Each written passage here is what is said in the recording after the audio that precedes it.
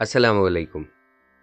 हमारी आज की गुफ्तगू एक लफ्ज़ से मुताल्लिक है, बल्कि यूँ कहना चाहिए कि एक लफ्ज़ के दुरुस्त तलफ़्फ़ुज़ से मुताल्लिक है। यानी ज़बान या ज़ुबान में से कौन सा तलफ़्फ़ुज़ दुरुस्त है, ज़े की ज़बर के साथ या पेश के साथ?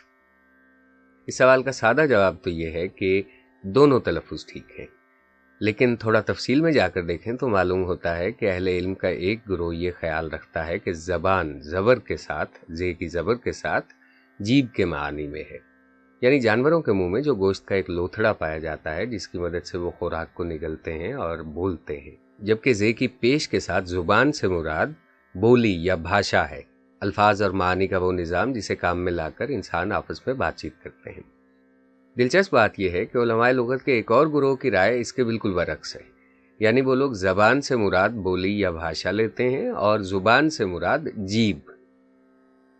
मज़ीद दिलचस्प बात यह है कि लुगत के बाज़ माहिरीन के नज़दीक ये लफ्ज़ ज़े की ज़बर और पेश दोनों के साथ जीभ और बोली दोनों मानी में दुरुस्त है। तो नतीजा क्या निकला?